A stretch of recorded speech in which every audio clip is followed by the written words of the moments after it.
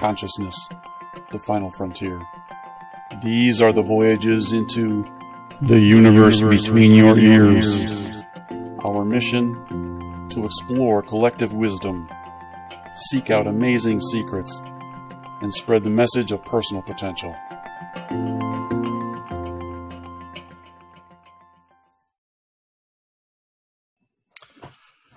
Welcome, everybody, to this episode of The Universe Between Your Ears. I'm Tim C. Starr, joined today by my buddy, Mr. Gabi Musheyev.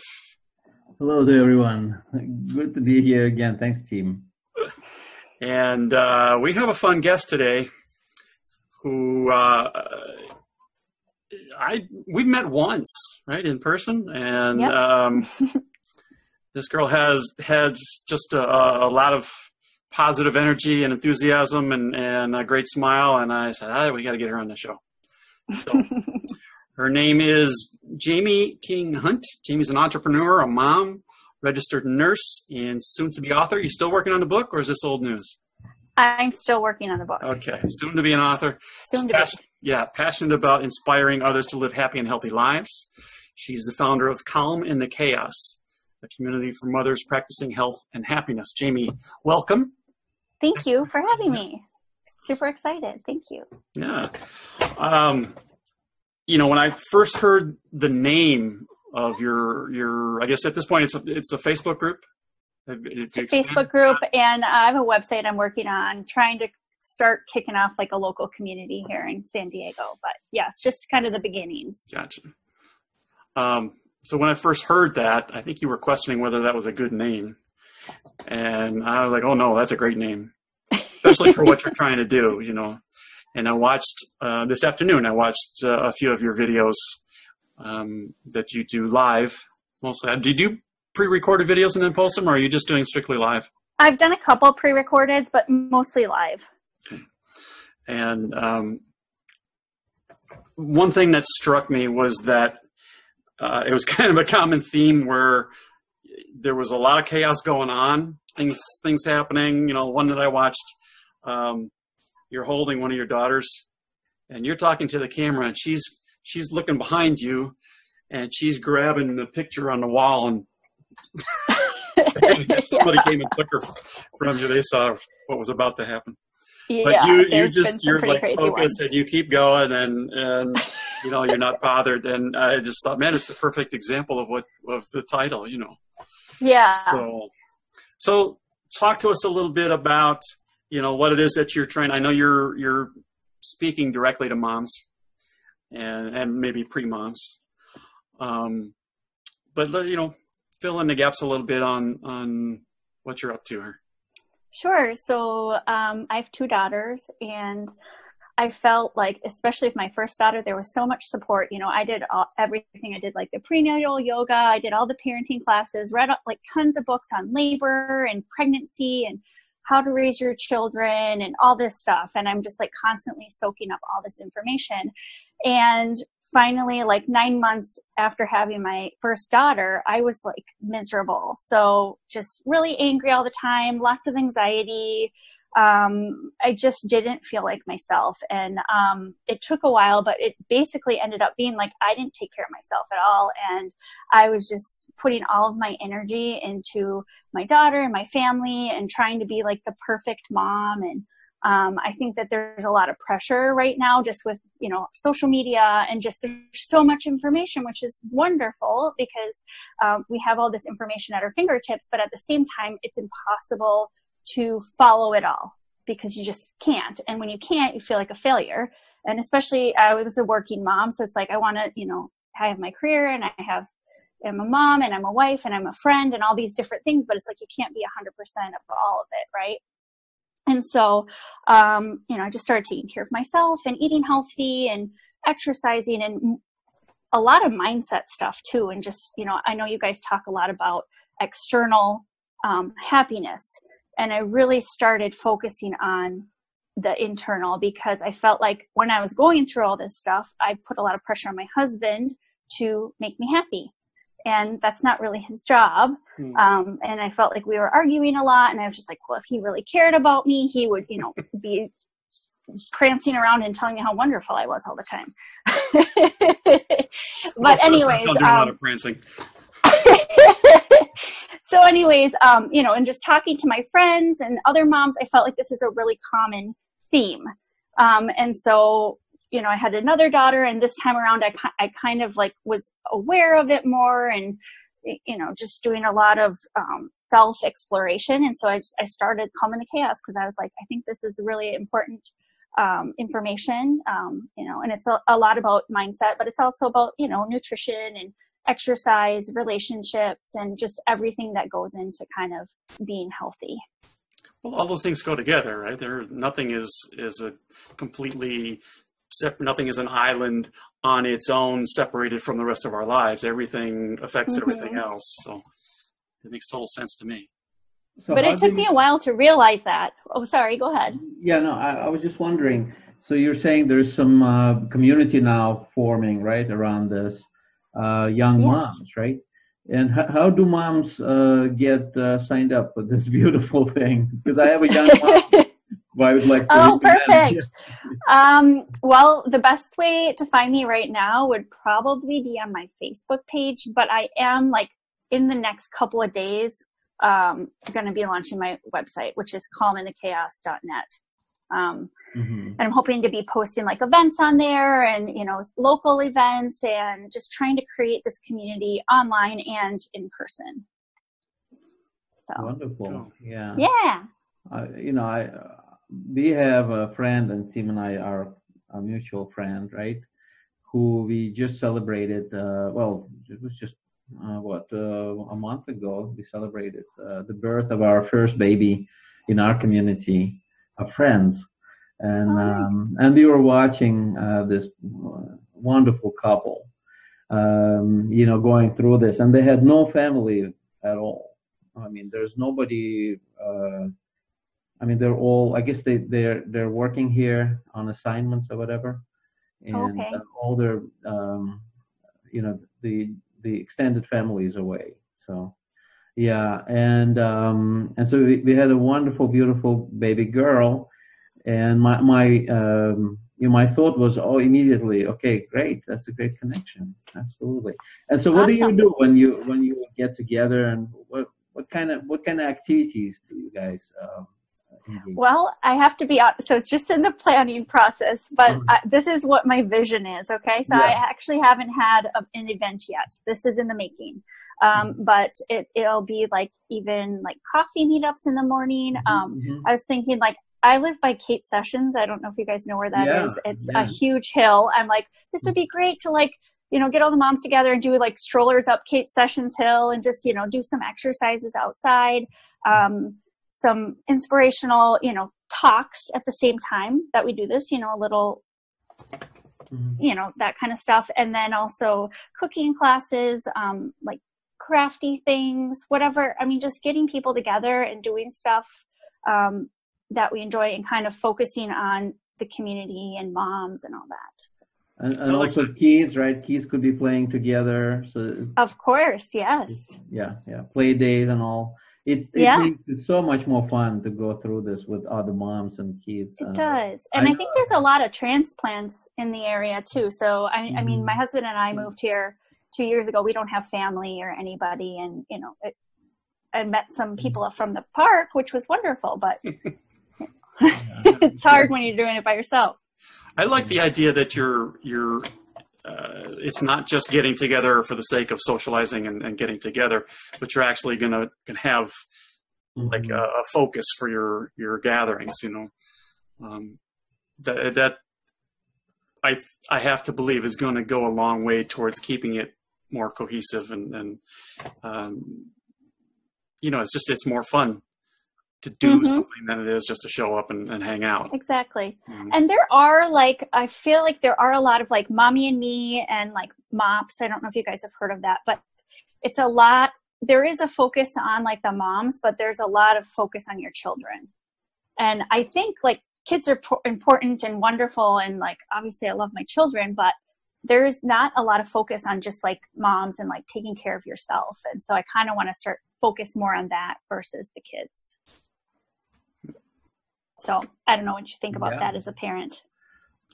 Oh, it could make a huge difference. I mean, yeah, as you said, because knowing in our experience, right, it was exactly this. You're forgetting about your own needs, and you're not refilling, re-energizing, and so you could quickly exhaust yourself, and that obviously reflects on your children as well. Yeah. So there has to be some time when you recharge, right? Mm-hmm. And sharing different things. And you know what? Another thing that I really love about this is that you really want to share amazing moments with children, to share with someone else what you're seeing as they're growing up, right? To tell beautiful stories. They uttered the first word. You want to share it, and if you're by yourself, the first desire that you have when you experience something wonderful is to tell someone about it. Yeah. Mm-hmm. So that I think that makes it a huge difference as well. Yeah, in that sense. And my kid, when we go, and we had that kind of situation, a little isolation, right? Because we moved a lot and we had to go into a new area and try to establish ourselves there. And my kid is high-functioning autistic, and he doesn't have any inhibitions. And whenever we went to a playground, and he would see, say, a mom with, say, two children playing or whatever, he would not go to the kids. He would go to a mom, and he will introduce very politely. I don't know where he got it from, but he will introduce himself. Not from his father. And he's a hugger. He's a hugger, and he immediately connects with people. And I guess somehow they see that he's got this innocence about him, this pure love thing that is coming from him, and they just immediately sort of like adjust their perception, and they treat it very respectfully and seriously and genuinely, answering all the questions and all. But he'll ask, the next question he'll often ask is, do you have children? How old are they? And can I have play dates? And so like, he got the idea that, he's on his own to arrange for this. We are not much help, so he takes initiative going out. Yeah, you had somebody do it for you. That was perfect. And the funny thing is, he understood who the decision makers were. So let's cut right to the chase. He goes right to the moms. Mm-hmm. Yep, that's perfect. Yeah. Jenny, how old are your girls? 2 and then almost 4. So they're just under 2 years apart. Oh my God, that's like the funnest age now. Yeah, they're super fun. Yeah, they're really cute. Yeah. I want to comment because we did an interview this morning with a woman she's got 5 kids. She has her own business doing helping people with funnels and marketing stuff online. She's got her own podcast that a year and a half in, she's done 350 episodes, something like that. Wow. So they're not all, they're, I think she does like one with a guest and then one solo. And the solo ones I think are maybe 5 to 10 minutes as an average. But got all of this stuff going on and with 5 kids. And Kim, right? Kim. Yeah. And Kim Sutton. 2 of them, 3 of them are under 10, I want to say. Mm-hmm. So the idea of, and she was talking about the same thing you were talking about, Jamie, was the whole, doing everything but for everybody else. Mm-hmm. And she got really burnt out. She had sleep deprivation problems because she was only getting, I think she said, about 3 hours of sleep per night. And it made her depressed, caused a lot of problems. And so it's so important for people to understand, for mothers to understand that there's got to be some me time in there, Mm-hmm. So and especially like as a first time mom, I think a lot of people, me myself, went into it. I'm like, I am like power woman. You know what I mean? Like I can do anything, and you can for a while, but like it burns out eventually. Yeah. And that, what I pointed out in that show is that you can't be your best for other people until you're basically taking care of yourself first. Mm-hmm. Yeah. And I think that helps when you think of it that way, because you're technically like giving to give to yourself, like we can wrap our heads around that a little bit better as moms. Yeah. So go back to that team, Jamie, you were saying chaos and what exactly you were saying? The name of it's called Calm in the Chaos. calminthechaos.net. Mm-hmm. Yeah. So I guess the theme from the name, right, is, are you familiar with the law of attraction? Yes. The art of allowing, right, basically. The art of allowing. Finding peace regardless what external factors are, could be making it stressful, and so what would you say now that you're like a young mom, right? What challenges have you been facing, and how did you try to kind of handle that, and what would you be sharing in this interesting channel? So how are you living that ideal of some of your own experiences, right? My experiences, yeah.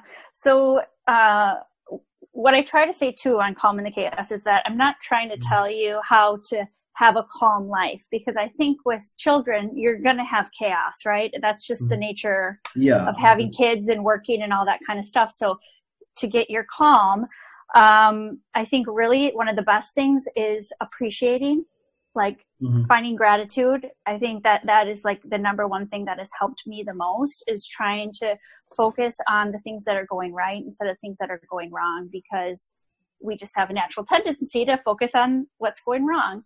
But if we can change our mind, and, I try to do like a journal every night, and that is one thing that's really helped me. And then the other thing is try not to have such expectations, So, when it comes to even like my relationship with my husband or my children, you'll plan this day, like, oh, we're going to go on a picnic and it's going to be like this wonderful family outing, and somebody has a tantrum, somebody pukes on somebody, you just kind of have to really, the expectation thing and the appreciation thing, I think, are really huge for myself. Yeah.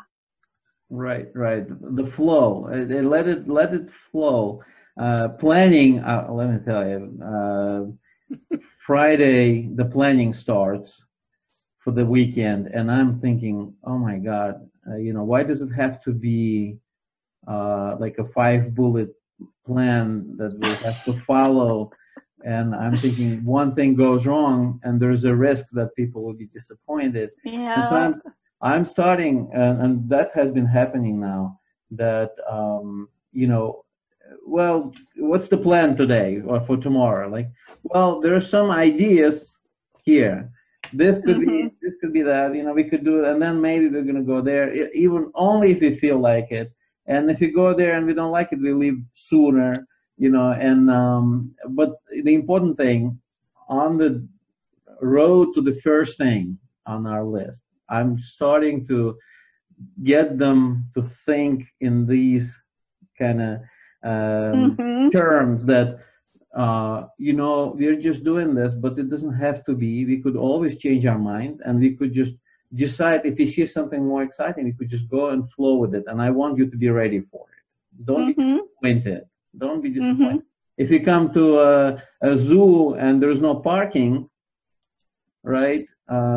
Maybe it's not time to go to the zoo. Let's go and get some coffee. It's fine.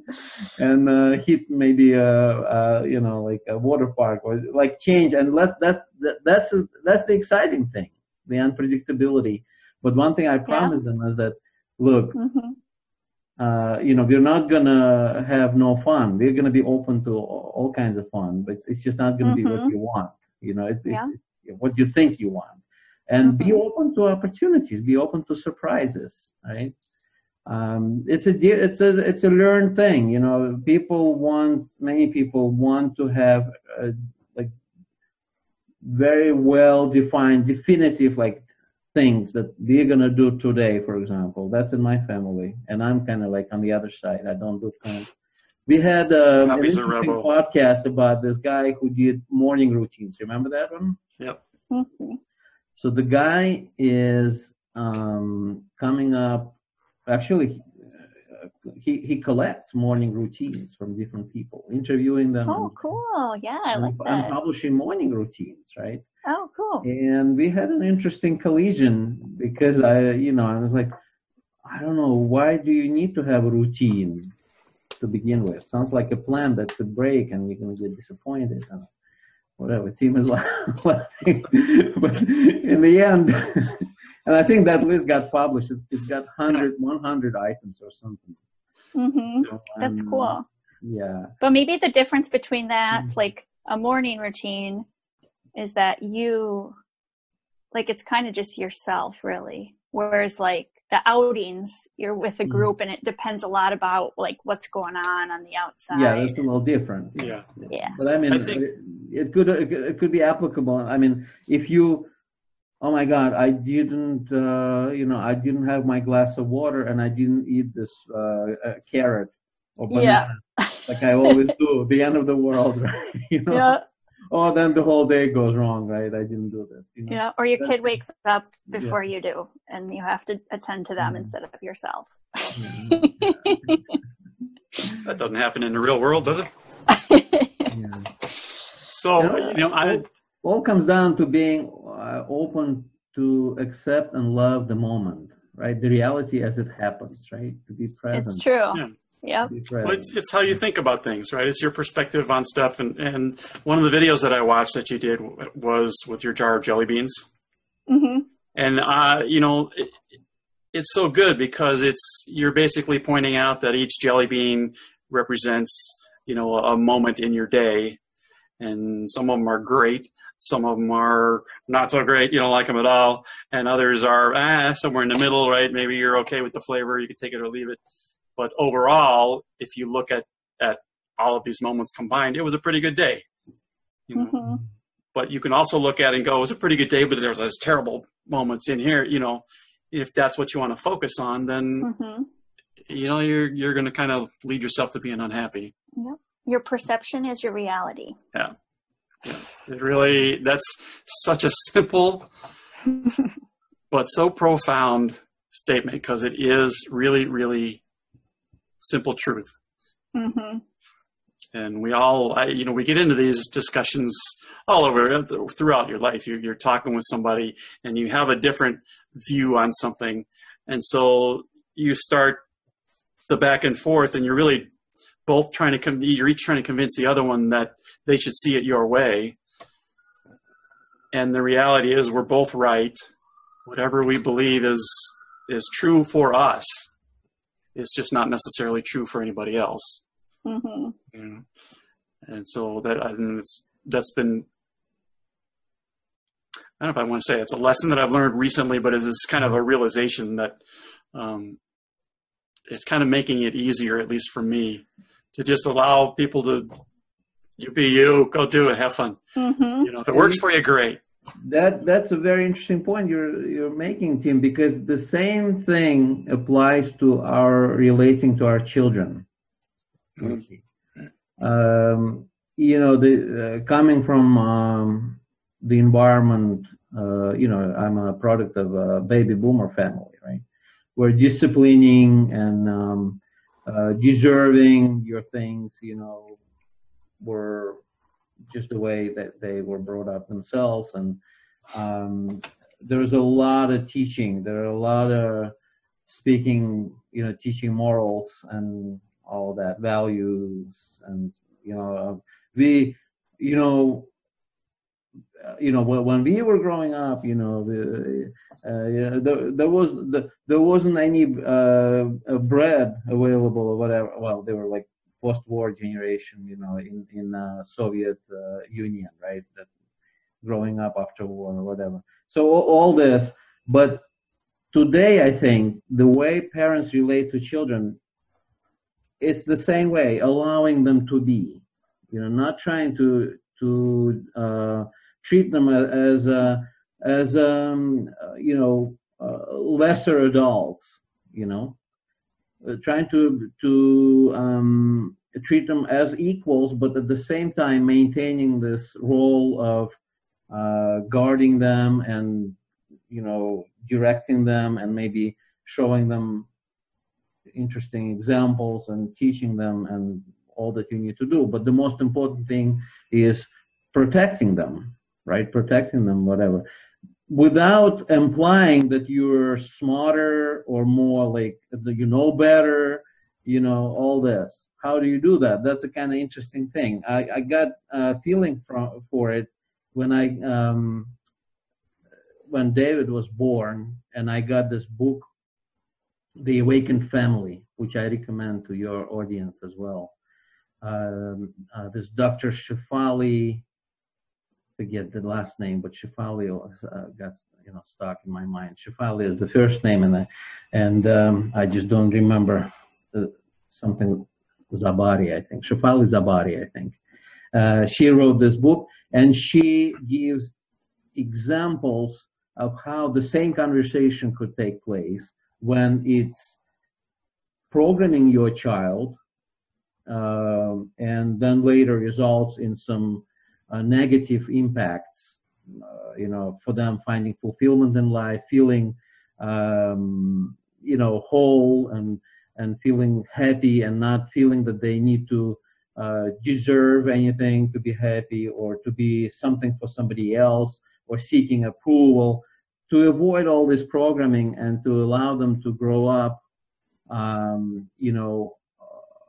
fulfilled, whole individuals ready to really join the beauty and enjoy the beauty of this life to the fullest potential, right? Mm-hmm. That to your point, right? Not just to anyone, but to your children, right? As the first, the first exercise for any parent to practice, right? To treat them as equals. But then remembering, many people will argue that. I know you have the space. That word equals is equals in what way? That with dignity and respect and understanding that you're not here to dictate to them how their lives should be, right? They're here for their own journey, mm-hmm. right? You're simply here to deploy them sort of like safely, provide them a cushion, right? And teach them certain things so that they can orient themselves and navigate this world. Mm-hmm. But I mean, navigation could be... Remind me of the discussion that we had with Greg Reed. Yeah. Oh, yes. That was a great... I don't know, do you know who he is, Jamie? Greg Reed? His name's not really that well known, but he's like the new Napoleon Hill. He's got the sanction and blessing from the Napoleon Hill Foundation to essentially carry on Napoleon Hill's work. And so he gets to use their name to open doors, to talk to billionaires and all these things. And so he does a lot of writing and speaking and stuff. He's got a great life. But he has a son who he described that he and his wife were raising like a free-range chicken, in his words, for the first 5 years. Mm-hmm. No school, no classes of any kind, no nothing. He gets to pick and choose, do whatever the heck he wants, and run around crazy. And then he came to them at some point and said, I think I'm ready to start. What do you say, to learn to read or something? Wow. But the only thing that they made a rule for him was that he had to learn how to approach people and introduce himself. Stick out his hand and, hi, my name is, Billy, it's interesting. How did it work out? I don't know, but the impression, I remember the thought that came to me was the kid is miles ahead of a lot of other people, everybody his age.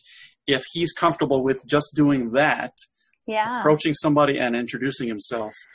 Totally. How many of us, still struggle with that? Mm-hmm. How many of us went all our school years, I'm afraid to talk to the girls, even though there's no, real expectations that you're going to do anything but talk, So, No, that's interesting. Yeah, bullying at schools, now every school is having, I know, I don't have to deal with that yet. Dedicated to bullying. Yeah. And I was reflecting on this, and we had conversations. David never experienced bullying from anyone. And when they started talking about this, he came to me and he was asking, what are they talking about? And can you believe it? I mean, he just, and I started reflecting on this. I was thinking, when do children get this idea that they could get what they want by ultimatums or by like exerting pressure and maybe by blackmailing or just brute force, sometimes, right? Where do they get this idea for the first time? And it occurred to me, we often, when we raise our children, we use those methods to get the point across, right? Or to get them to do something that we want. But, it's a shortcut because you want them to do this now, and there's no time to negotiate. It has to be done, right? It has to be done, and I know, like, by 7:20, this kid has to be in the car or else we're going to be late to school, right? How do you get this kid? And it's just not happening. And so now yelling and screaming and all of that, and ultimatums, and we're going to take the computer away from you, and video games, that you're not going to have this, you're not going to have that. You're going to get them to do what you want. They're going to be in the car because they're now scared that they're going to lose their things, right? But at the same time, what happened here is that you just taught them how you get things done in the world. Maybe. And then they go out and they do this to other kids, and that's where bullying happens, So, but how do you then get them in the car at 7:20? Yeah, maybe you put cookies in there. Right. Bribes, dude. Bribes. That will work with me. You're a parent. You didn't want to It works. So pay them. So then they're just going to give all their friends at school cookies when they want to do something. Yeah. But another piece of the pie on that is that we are pack animals, and as pack animals, there has to be a pecking order, and we are going to sort that out one way or another, and size wins. It's just kind of, to some degree, it's just a natural order of things. You can see it in animals all the time, Well, that's the point. We had, remember our interview with Roger? And he was saying, well, they need to be taught to respect authority, he said. Right? That's what he said. He said, children need to be taught to respect authority, that you need to behave a certain way, in school, and not to make noise during the, teacher's presentation or whatever, those basic things, basic conduct, right? To respect authority. And I was listening to him carefully, and I had a lot of conflicting thoughts about this. So how do you teach authority? I mean, yes, respect authority, but how do you make them respect its authority? That has to come from, from some kind of realization.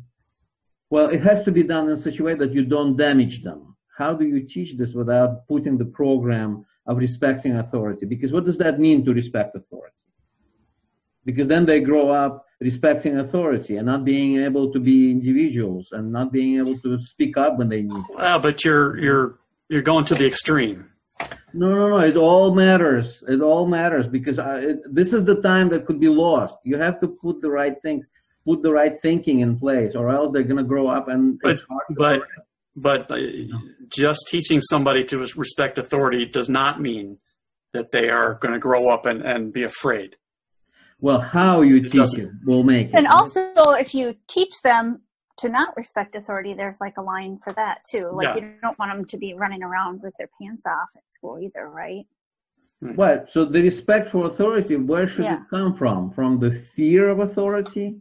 Yeah. Or should it come from realization that we, as you were saying, we are a tribe, right? We are a pack, so we are a community, and the interests of community need to be respected, right? And so if you teach it this way, rather than, okay, I'm like you were saying, Tim, you have to respect the size. I'm bigger, and that's why you have to respect me. Or, I'm older, and you have to respect me because I'm just older. This is the Soviet, by the way. All the parents, you have to respect the old. They know better. They're smarter. They're wiser. And that's just not going to fly today, I don't think. So to take this example, the kid is being late time and time again. Well, we just let him. So we come to school late. In 3 days of being late, 3 days in a row, an email from school comes that says that your kid was extremely late. I mean, exceeded all acceptable norms, and received all those late notes and whatever. And so now there's a penalty. There's a penalty. And now instead of having lunch with his friends, he's going to be taken into a lunchroom separate from everybody, right? And isolated, and not be able to play during the lunch break with his friends, right? Oh my God. That email we gave to David to read. It was a serious email. He read it from very quietly, and it took him 3 minutes to digest it. Next morning, he was 10 minutes before, and so it was kind of curious. It was like, but there was no involvement from our side, right? And then I had a conversation with him later after that. I said, "You're not late. You weren't late today. What happened? I mean, what made you want to come to school on time?" And he said, "Well, they're right. I need to be, on time in a classroom, and I don't want to spend time outside my friends or whatever." And so he kind of saw this point, and now he wants to follow these rules without any bullying or any kind of ultimatums or any kind of punishment like that. So I really respected that kind of way that the school, right, without much emotion or whatever, just pure cause and effect. There are consequences. We're not angry with you. It's just the rule, You have to follow the rules, and that's the way we do it. Because and they explained to him in the email why being late is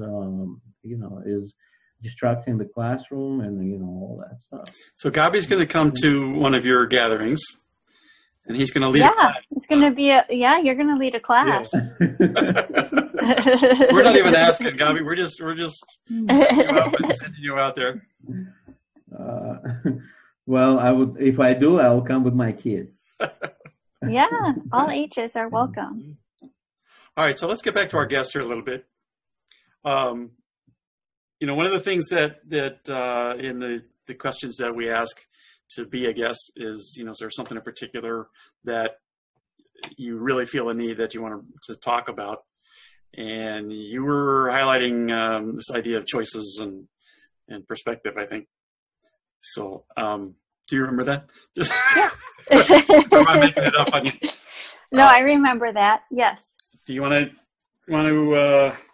Yeah. So I think you said I love talking about choices. I feel many people think life is thrown at them, and therefore we are reactive rather than living purposefully. When within our values, we tend to run around doing what everyone else is doing. So I think I always think of this diagram. So if you can think of it, it's like you're in the middle and you have all these things coming on around you. It could be your job, your health, your friends, your relationship. And then a lot of people think, and I have in the past thought, all these things are done to you. Oh, my boss is mean to me. My coworkers suck. My husband's a jerk. I don't have time to work out. I don't have time to eat healthy. So all these things. And I think that's kind of communicated in our, whatever, you can see that wherever you see that. And then the way I like to think about stuff is like, okay, like if I don't like my job or I don't like what's going on there, I have a choice. Like I can either change my attitude about it and be like, this is how it is, or I can quit my job and find a new one. You know, if my husband's being a jerk, I can, you know, change my attitude or dump him. No, I'm just kidding. I'm just kidding. It is a choice. But, you know, it's an option. Yeah, it is a choice. But I think there's this like badge of honor, and it's not even in motherhood. It's in everything that people are like life sucks, like my job sucks, but nobody wants to do anything about it. They just want to complain about it, or like, you know, I don't know what you guys think about that. Well, I'm in 100% agreement. I think it's a responsibility thing. People don't want to be responsible for the choices they make and the things that happen, because if they are, then they have to put some conscious thought into it, and it's some effort, you know. And it's easier to say, oh well, somebody else did it, and I'm just going to be over here and be me, you know. Yeah, I would say like we're not in jail. We're not in jail yet, so we can make choices now. So we should try to do that. Yeah, yeah. And that, you know, as you were talking about having all these things going on, I'm going to butcher the saying, but there's a famous phrase by somebody that is somewhere along the lines of, you know, if you can keep your head while all about you are losing theirs. And honestly, I forget the rest of it, but it has to do with essentially the same thing. It's just you take care of you, you know, and let them be crazy if they want to be crazy. You know, it's not about you. Yeah, my grandpa has this quote, and I would probably butcher it too, but it's like, you have a choice, and like those choices make you, or something along those lines. Like life is about choices, and those choices make you. So, yeah. Well, we're all where we are in every aspect of our lives because of the choices that we make or have made. You know, the thoughts that we think that determine how we're going to react to something, and the actions that we take that puts us where we are. It's not, you know, if somebody did something to us, it's ultimately because we put ourselves in a position for them to do it. You know, very, very rare that something is truly outside of our realm of influence. So. Totally. And I think it's hard concept to grasp, like you can tell people, but like once you actually believe it, it's pretty empowering, because it's like, wow, I can do whatever I want. Yeah. Well, it goes to the whole, the idea of, you know, we not only can we, but we do create our realities, our universe. And, you know, it's the double-edged sword that I talk about a lot. It's, you know, when you get that realization, it's empowering and it's exciting. Man, I can do anything I want because it is me. And then you get the flip side of that shows up right behind that going, oh crap, it's me. It's not anybody else. I'm responsible for what happens. Yeah, that is scary. So I can't blame anybody else. So many choices. Yeah. So many choices. Like, what is the right choice? But that's what we're here for, is to some of those choices are going to be less than great. And, you know, it just means there's opportunity to learn something. So. Yeah, and this is a truly the place where you transform how you now make your choices, right? What goes into decision making, right? One thing is also to, and I know, you know, for the parents to teach children that really you are creating your own reality. And there, what I noticed was children were very receptive to this because they don't have any resistance to this idea. Remember, they came creators, right? Naturally, inherently, they kind of, you know, they dream and they imagine things, and I remember this beautiful time during childhood when you wanted to be this and you wanted to be that, and then adults came in and said, "Oh yeah, dream on. You have to do this and this and that." It's like, oh, really? Oh, it's not happening that. Well, you've got the little skulls full of mush, daydreaming and imagining, and and then everybody else, everybody who's old, a year is huge when you're 5, right? So a 6-year-old comes along and tells them how life is, and that's an authority figure, right? So we all respond to authority figures, and in particular, when you're really young, whatever they say is truth, or it's the law, right? And our interpretation of what they're saying may be screwed up, but we're still going to take what they have to say with loaded up with importance, right? It's carries a lot of weight. And a parent comes along and says, you can create your future any way you want. That's a big. You think? Man, it's a big statement. It's a big empowering statement. And I'm not crazy about using that term, but that's a powerful thing for a kid to. But do you think it overwhelms them? No. I'm saying it's a powerful thing for them to be told. Yeah. It's because going forward, they may not even ever remember it, right? But it's still in there, and you tell them you can create any future you want. That's a program that when it's early on in life, man, that's a strong program that can be built on. And if you reinforce that going forward and point it out when they do, and man, you can create just little mighty manifestors. Totally. What's happening today? These new parents, the new parents like yourself, Jamie, right, now are, for the first time, I think, in our time, are realizing this potential, and these kids are going to be just something else. They're going to move us forward. Humanity is going to accelerate, I think, in that way, because these people are going to be unstoppable. Yeah. Well, these are ideas that there were no ideas that were easily spread not that long ago. Right. Prior to, technology is the driver for all of this stuff, for all these big leaps, right? And prior to the printing press changed the world, because you could print 100 copies of something and 100 people get to read it versus one person, and then maybe they'll share it. How long does it take to get to that 100th person, right? Now it's virtually instantaneous. Fast forward to the internet, and now everybody has access to everything right now.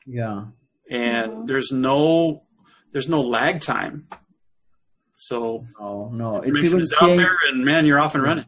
It's even changed from the time when we had our son when he was like 2 or 3 years old to what the 2 or 3 year olds experience today. My little sister came to visit and brought my nephew, who is 2 years old now, approaching 2 years of age. And anytime it was lunchtime and she was feeding him on whatever, there was always a tablet in front of this kid, and there was something fun playing, some cartoon or whatever, and he was always looking like captured. His attention was captured. He was following what was happening there on the screen, while she would bring the spoonful of something and he would just robotically open the mouth. It was so funny to watch. And I started like thinking, and I was like, are you not concerned that maybe he's not present when he's eating this, and now there's a new pattern, right? That I can only eat if something is playing in front of me. And this is learned behavior from the point when you're 2 years old is going to be very powerful. Are you not concerned with that? What do you think on that? I mean, this is something that I had not have to deal with. I think it's like all in moderation. Like the technology and everything is all in moderation for children. That's my opinion. And then I think it's important, though, because if we ban the tablets and the phones from our kids, they're not going to know how to use them. And that's like what it's all about. Like we can't deny what's going on. I mean, if we want to go like live off the grid and like, not have technology, that's one thing. But if we're going to live in like modern society, I think it's important for kids to, have access to it, but not, not sit on it all day. Moderation. But should this moderation mean that there is no multitasking? And so when, for example, when they are eating, they have to be. Yeah, I think that's important. Yeah, I think that's important. I think because, we've lost that whole family together at mealtime thing. And that has so much value for social interactions. And I've seen pictures of people, of whole entire families sitting around a table. Everybody is on their phone. Yeah.